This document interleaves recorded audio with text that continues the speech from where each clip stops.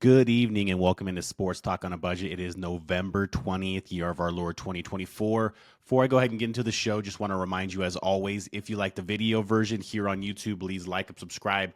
Right down here, leave a comment with some of your constructive criticism. Love to see that as well. With some of your picks as well, would love to see that too. And if you prefer the audio version, you can find this podcast on places like Spotify, Apple Podcasts, Amazon Music, or basically wherever you get your podcast.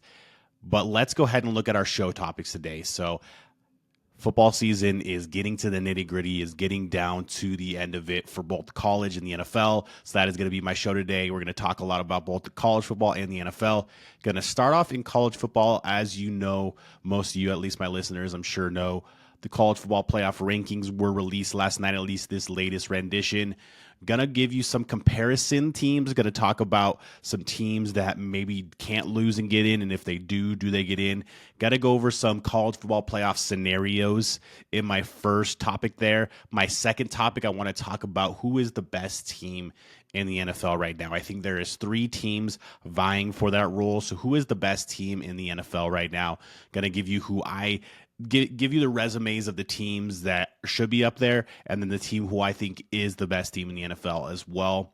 And then finally, I'll go ahead and move back to my picks to end the show, like I always do with my Week 13. Yes, Week 13. We're already down to the very end here in college football. My Week 13 college football picks and my Week 12 NFL picks.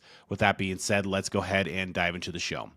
So, as I mentioned, wanted to start off in college football and talk about the college football playoff rankings last night and give you some scenarios. So, not going to go over the rankings team by team because, I trust my listeners who are college football fans or just football fans in general will know what the rankings are, or at least will know to find them. But I wanted to go over some scenarios, and seems to be the big talking point right now coming out of the rankings is Indiana. Indiana is sitting at the number 5 overall ranking right now with a 10-0 record. And of course, the big game, which I will be picking later, the big noon kickoff game, and that is going to be Indiana at Ohio State. That's going to be a great game. Get into that a little bit later. But the question is for everybody, because most people are assuming that Indiana is going to lose to Ohio State. But like I said, I'll get into that a little bit later. I think they actually have a good chance to win that game. I'll break that down later, as I said. And the question is, would a one-loss Indiana team deserve to get into the college football playoff? Their strength of schedule is in the 100, so they don't have a great strength of schedule. Teams like Michigan and Washington, who were in the national championship last year and on Indiana's schedule, have let them down by having underwhelming years and kind of rebuilding years. So it's been a bit of a struggle for Indiana to really find a quality win or a quality opponent to get a win against. Their best win is probably against Washington at this point. I guess Michigan a couple weeks ago, but no ranked wins on their schedule as we sit here today. Actually, they did beat Illinois. So there's a ranked win on their schedule because Illinois snuck in last night at number 25 in the college football playoff rankings, but still not a great quality win. But what Indiana has done and what you're supposed to do when you play inferior competition, and let me reiterate, this is Indiana. This isn't Ohio State or Michigan or even Oregon or Penn State or USC in the Big Ten. This is Indiana. So inferior competition isn't really a thing to them because they've been the inferior competition in the Big Ten for years now. So what they have done, what I was going to say is what they have done is they have absolutely blown out pretty much every one of their opponents outside of Michigan 2 weeks ago, but they still won that game when they didn't play their best game. So they've passed the eye test, which a lot of people like to use as well. They've passed the eye test. They've looked really good. Curtis Rourke, their quarterback, is probably like a dark horse Heisman candidate at this point, but they've looked really good down the stretch. So I believe a one-loss Indiana team now, if they go into Columbus on Saturday and get absolutely hammered and lose by 4 or 5 touchdowns, then we can have a different discussion. I don't see that happening, to be honest with you. If it's a close loss and they lose to Ohio State on Saturday, I believe a one-loss Indiana team should get in. I know their strength schedule isn't great, but they've been doing exactly what they need to be doing against the inferior competition, and that is absolutely blowing them out. So I believe a one-loss Indiana team would get in. The question staying on that game is Ohio State's. If Ohio State were to fall to Indiana and have 2 losses, one on the road at Oregon, one at home to Indiana, they would be out of the Big Ten title race, so they would be out of that automatic bid that the Big Ten would get, basically. Would Ohio State be a shoo-in?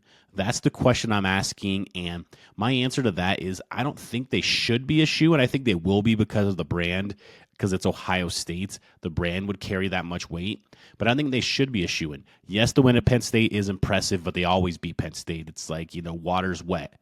They always beat Penn State.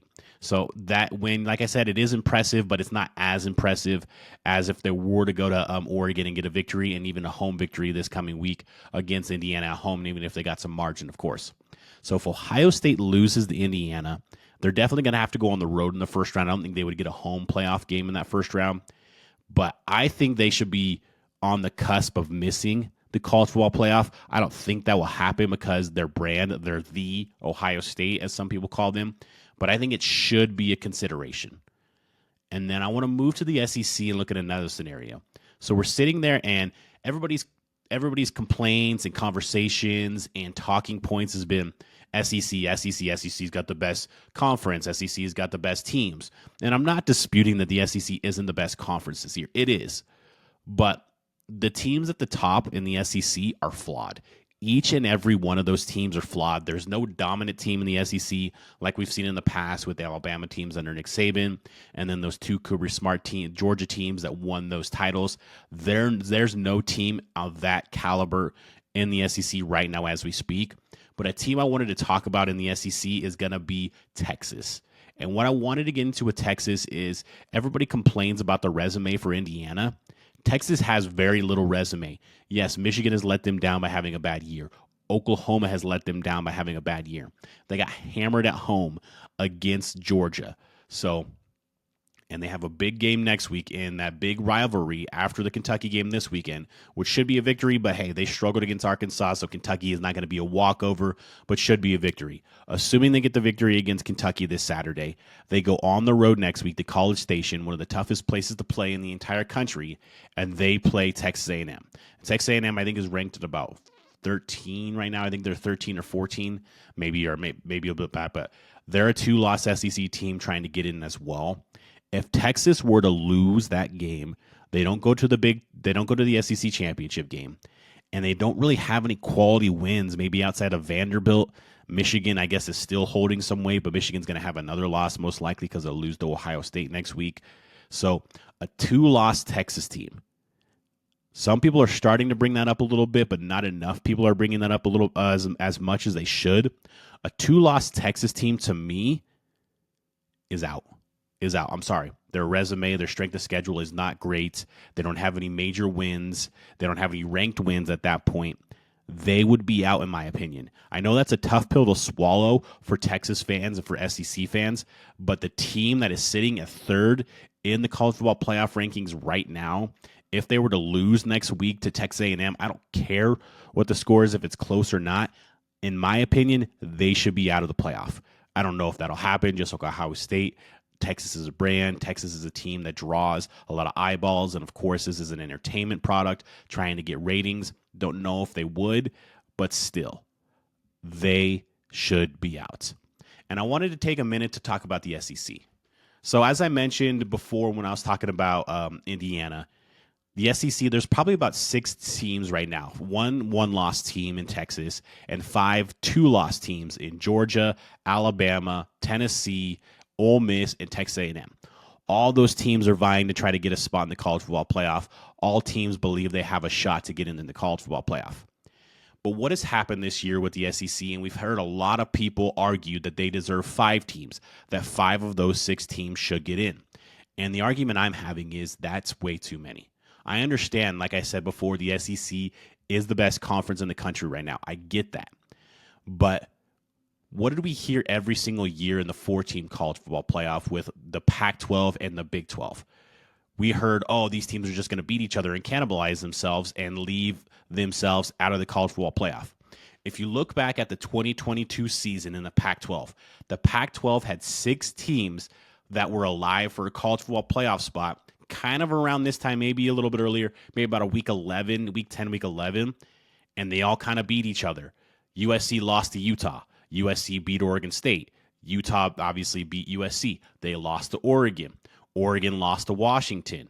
Oregon beat UCLA. UCLA beat Utah. So they all kind of cannibalized each other. They all beat each other, and that left them out. They didn't get a team in the college football playoff, even though they had the number 4 team in the nation in USC playing in a conference championship game on conference championship weekend. They lost to Utah. They were out. And I'm not arguing, obviously, that the SEC shouldn't get at least one team.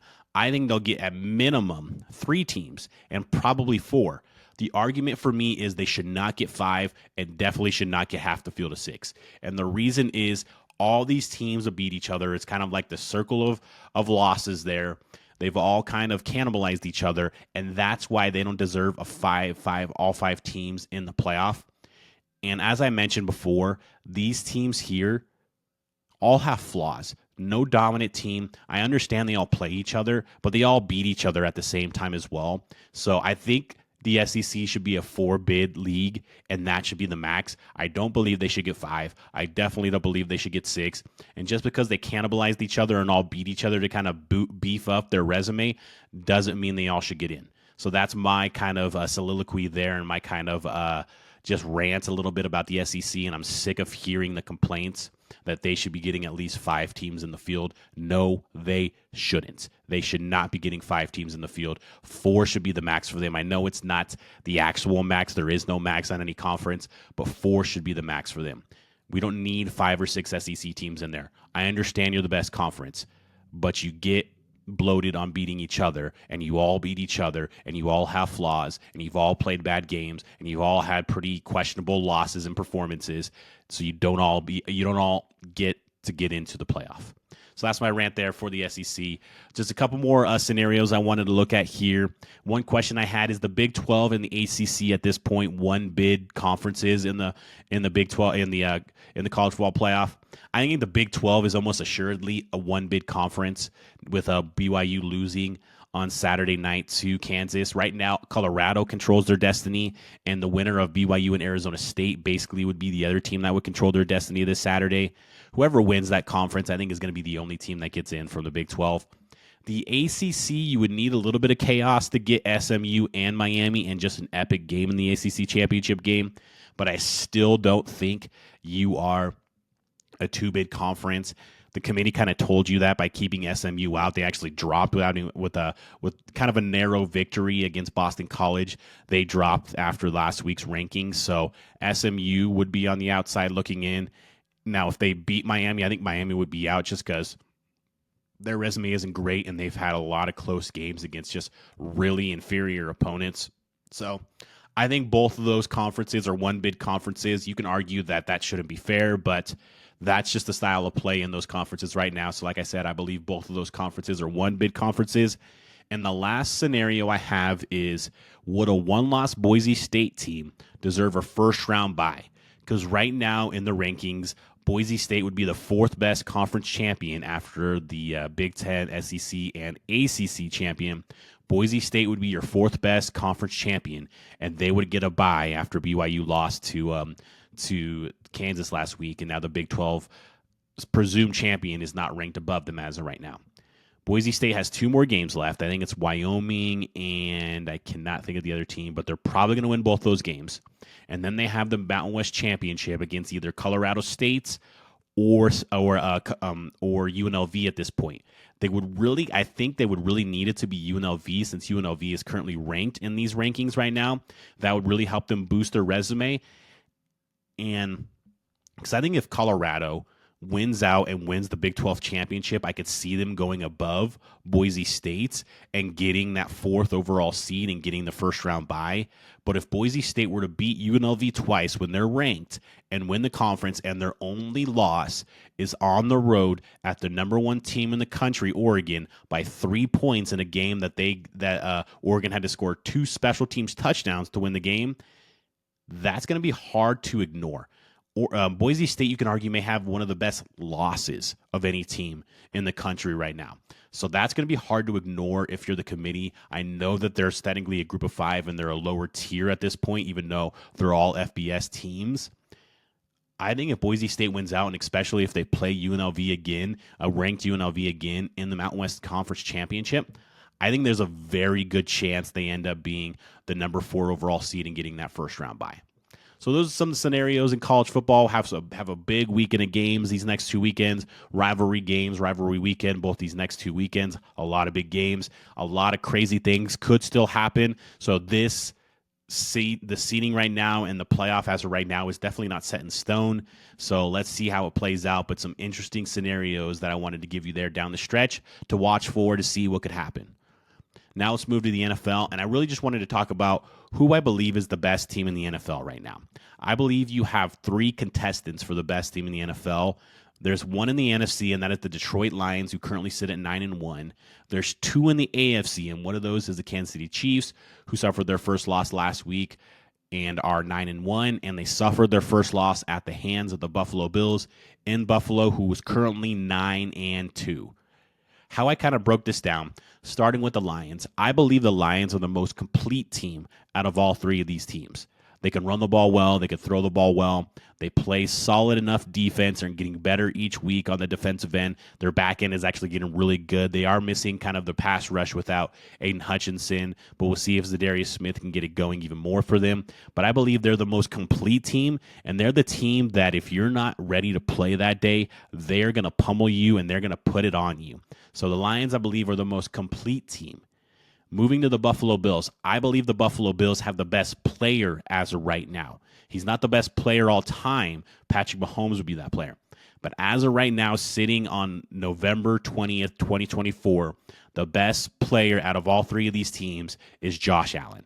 And he is playing at an MVP level. He would get my MVP vote if I had a vote, obviously. And if the vote were to be cast today, he is the MVP of the NFL right now. What he did on that final drive, especially that final run to seal the victory against the Chiefs, was just very clutch. He's taking care of the ball better than he ever has in his whole career this year. His weapons are probably nearly as good without Stephon Diggs and some of the injuries they've had on the offensive side as well. So that's why I have the Bills up there as well. I believe they have the best player in the league right now in Josh Allen.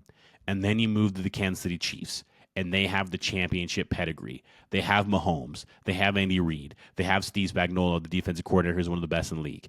They have what's left of Travis Kelce. Chris Jones is still one of the best defensive players in the league. They have the championship pedigree, and they're a team, if they're playing in the playoffs, you're probably taking them to win almost over any team who they're playing against. So they have that championship pedigree. Those are kind of, like I said, those are contestants right now. The Lions, I think, are no doubt the best team in the NFC.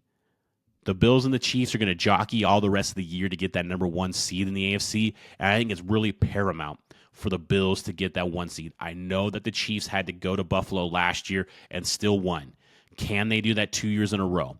And this Chiefs team, Travis Kelce, unless he could turn it on again in the playoffs, I don't think he is what he was last year, and he's definitely not what he was in his prime, because I think he's out of his prime at this point. So I think the Bills will really obviously need that number 1 seed, and that can go a long way if they can have the playoffs, if they can have the AFC playoffs run through Buffalo and host an AFC championship game. That would be huge. The Lions could definitely benefit huge on getting the playoffs to go to Detroit. You get the home field advantage. Detroit's an underrated home field advantage there. You get them in the dome. You don't have to be outside, so you can do anything you want to do on offense. You could throw it all over the yard with Goff and guys like St. Brown and Laporta, and Jamison Williams is now back and doing big things. So that would be huge for them to get the 1 seed. And then, of course, the Chiefs. It'd be huge for them to get the 1 seed. They've done really well, obviously, under Reid with Mahomes, with the number 1 overall seed and having the AFC Championship game in their home stadium in Arrowhead. They do really well there. It's really hard to go in there and beat them. They only really had that happen. They actually had that happen twice. Once with my Patriots in 2019, and then in 2022, I believe, or 2021. And going into the 2022 playoffs, Joe Burrow and the Bengals were able to do that. But other than that, very tough place to play, and they're very comfortable in those settings, and that would be very difficult. But just kind of wanted to break it down, like I said, right now, how I would rank these teams if I had to go 1, 2, 3. At number 1, I'm going to go the Buffalo Bills. The Bills I have at number 1 because of Josh Allen and because of the way that this team is growing. They run the ball better than they ever have with James Cook. Keon Coleman should be coming back healthy. Dalton Kincaid should be coming back healthy. I like the addition of Amari Cooper. Their offensive line is one of the best offensive lines in the entire league, and their defense gets better and better each week. They're a very complete team. So give me the Bills at 1 in this ranking. At number 2, I'm going to go with the Detroit Lions. The Detroit Lions, to me, are the most complete team out of these three, but have the weakest quarterback, even though Goff is playing better than Mahomes is right now. But I trust Mahomes in bigger spots more than I do Goff. But this team, I love what Dan Campbell is doing there. They pound the football with Jahmyr Gibbs and David Montgomery. They're going to pound it down your throat, and then once they're done doing that, they're going to throw it to their weapons on the outside in St. Brown and Williams and Laporta, and they're going to beat you that way. And their defense is more than good enough, especially in the back end, that continues to get better and better each week. This is a really good team. That's why I have them at number 2. At number 3 in this kind of top 3 rankings, of course, at that point, I would have the Kansas City Chiefs. The Kansas City Chiefs have that championship pedigree. If they did not have that championship pedigree, I don't even know if they would be a top 3 team. They've won, I think, 7 of their 9 wins are one-score games, so they know how to win football games. But as I said going into last week and why I picked the Bills in last week's game is they were playing with fire, and when you're playing like that, a loss is going to find you, and a loss found them, and I think a couple more losses will find them, and I think the Bills will actually have that number 1 overall seed going into the AFC playoffs. But you can't ignore Patrick Mahomes. You can't ignore Andy Reid. You can't ignore the defense. You can't ignore what this team is and who they are and what they do in big stages in big moments as well.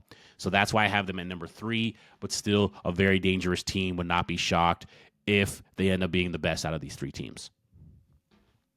So that, like I said, just wanted to kind of debate who I thought was the best team there. Right now I have the Bills, Lions, and then the Chiefs round out the top 3 teams in my opinion. Want to go ahead and finish my show, moving back to my picks to end the show here. And we're going to start off with my week 13 college football picks, and we're going to start with the biggest game of the weekend, and that is number 5 Indiana at number 2 Ohio State. Ohio State is currently a 13.5-point favorite in this game.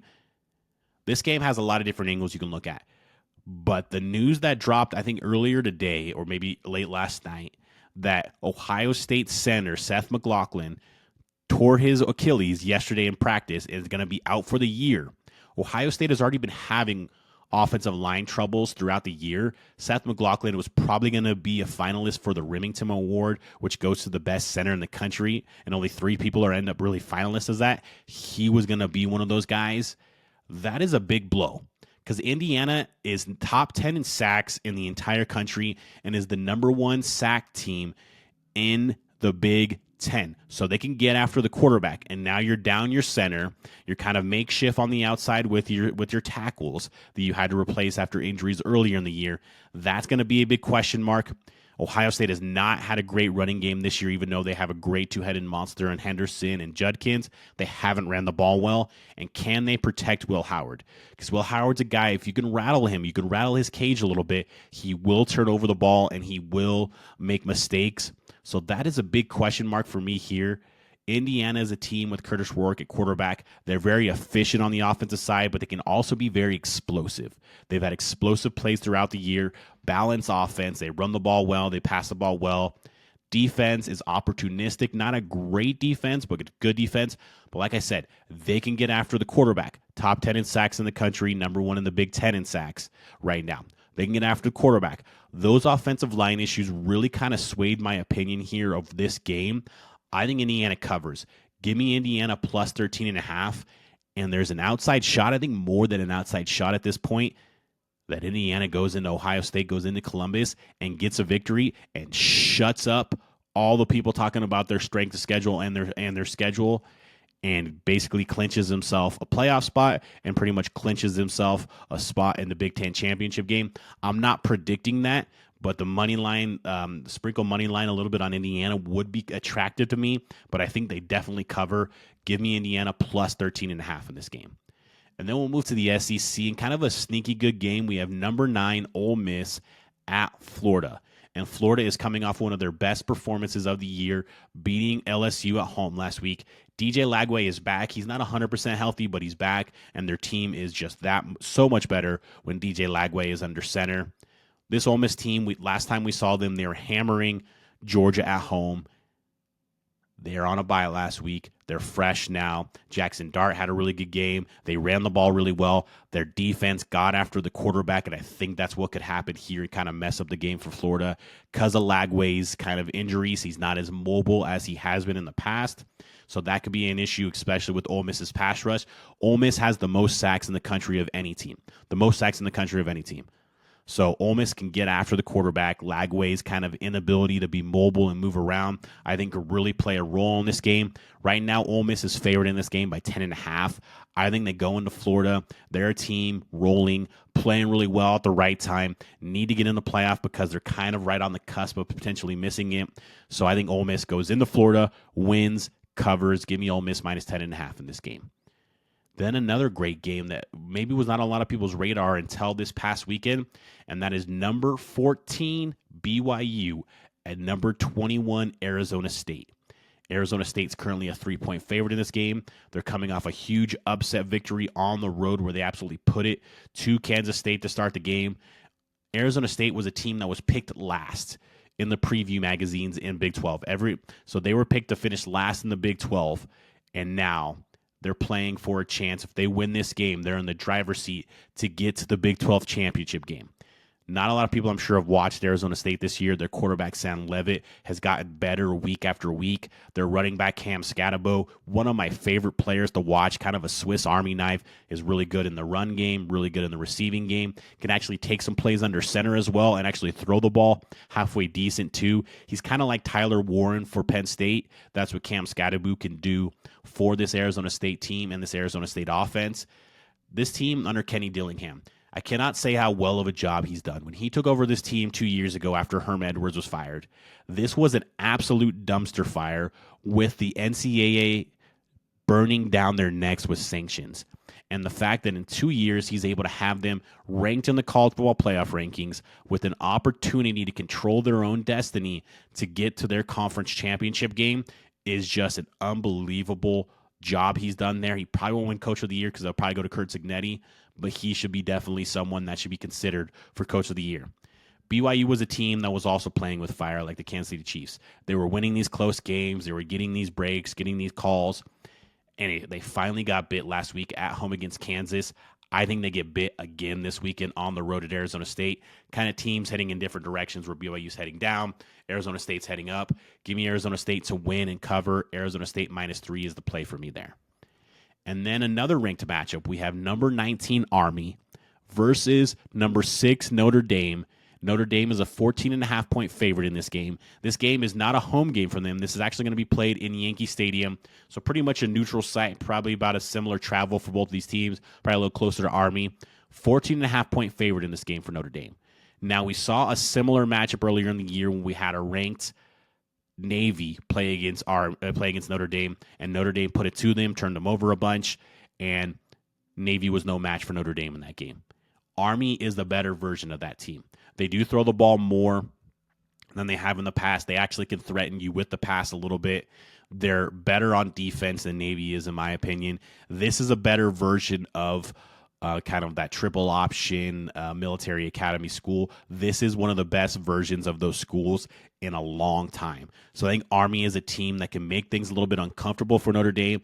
Notre Dame has quietly been playing really good football for weeks now. Riley Leonard has gotten better. Their defense has gotten healthier and is playing better now as well.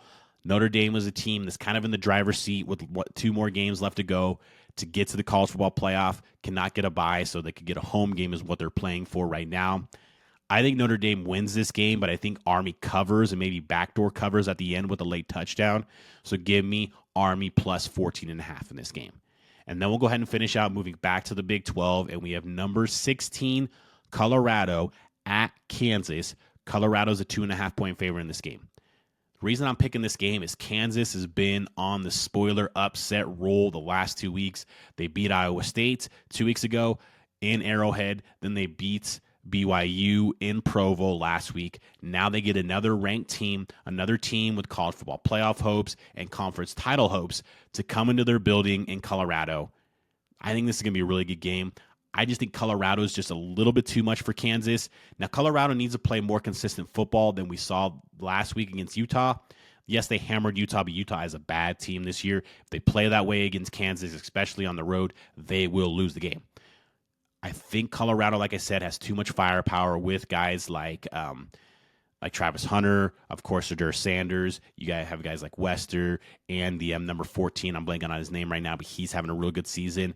They're not running the ball great, but their defensive line is getting after the quarterback. Can they get to Jalen Daniels and make him uncomfortable? Because when that happens, he tends to make mistakes. I like Colorado to win in this game. Small spread, so I'll take them to cover as well.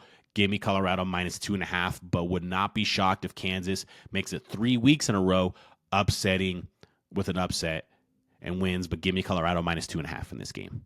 And then we'll go ahead and finish off my Week 12 NFL picks. Not a great slate this weekend, but there is some good games in my opinion. Let's look at, we're going to talk about a team we talked about earlier, and that's the Lions at the Colts. Lions are currently a 7-point favorite in this game. Lions are just a team on a mission right now. They're a team on a mission. They're destroying inferior teams. And even when they have their bad game, like they did 2 weeks ago against Houston, where Goff throws 5 interceptions, they still find a way to get the victory. Colts reinserted Anthony Richardson last week. They got the win on the road at the Jets, but had to kind of struggle down the stretch against a bad Jets team to get that victory. I think this Lions team is just an absolute wagon right now. So I think they go into Indianapolis, win, and cover. Give me the Lions minus 7 in this game. Then we have a divisional matchup in the NFC North, and we have the Vikings at the Bears, and the Vikings are currently a 3.5-point favorite in this game. Vikings are a team that has been winning lately, but hasn't looked great. They won on the road last week against the Tennessee Titans, but it was not a great game, and that is the bad Titans team. They had to kind of pull away at the end. I think they won 23-13, but it felt a lot closer than that. Sam Darnold hasn't been playing as well as he was earlier in the season lately. Their defense is still playing well, but hasn't been great as they were earlier in the season. And the Bears probably should have won that game against the Packers, but you got to play until the final whistle, and you got to block their defensive tackle so you guys can get the kickoff. But they played much better last week. Caleb Williams had his best game in 4 games last week. They simplified the offense for him, got more easy throws, and let him run around and do his thing, and he looked a lot better. I think the Bears have a chance to win this game, so I think they'll cover. So give me the Bears plus 3.5. This is at Soldier Field, so home field advantage, getting better. Hopefully they can keep the momentum going, even though they lost to the Packers going into this game. So like I said, give me the Bears plus 3.5 in this game. Then we have the 49ers at the Packers, and the Packers are currently a 2.5-point favorite in this game. The 49ers season is on life support right now. They've lost 3 games in the division. They're last place in the division. They're 5-5. They're 500 right now. And this week they have the Packers. Next week they go to the Bills.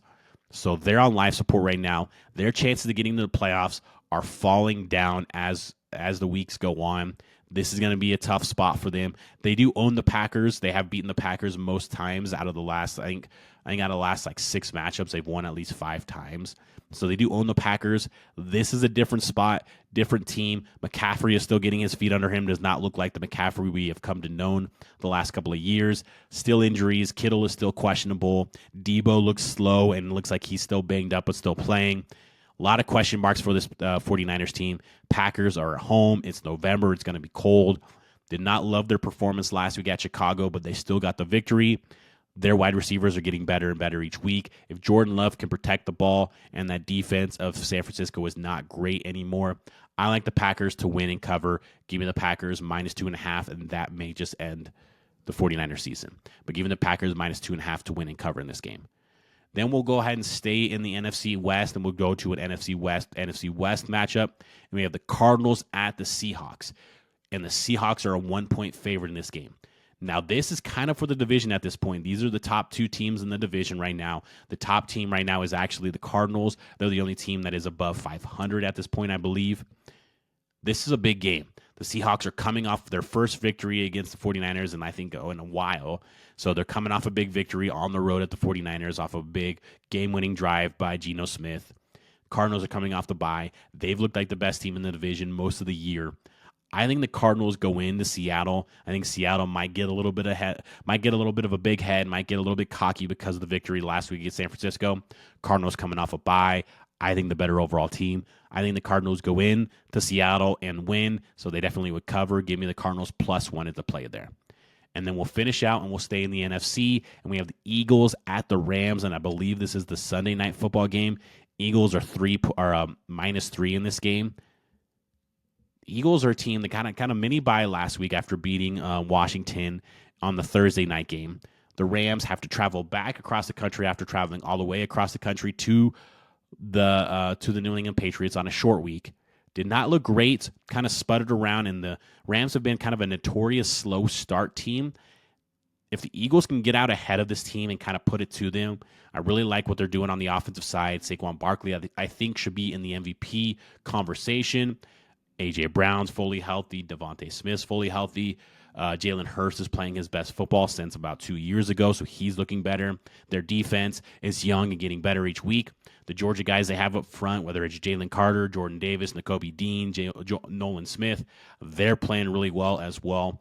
This Eagles team, I think, is just the much better team. So I think the Eagles go into Los Angeles, get a victory, and cover. Give me the Eagles -3 in this game to win and cover. Really like what this Eagles team is doing, and they would be the number 2 team in the NFC, in my opinion, behind the Lions at this point. So that has been my show for today. Thank you for always watching and listening. Like I said at the beginning of the show, if you like what you see here, please like and subscribe right down here. If you don't, then hey, whatever. And if you prefer the audio version, please like and subscribe on places like Apple Podcasts, Amazon Music, or Spotify. Thank you again for watching and listening to this show, and have a great night.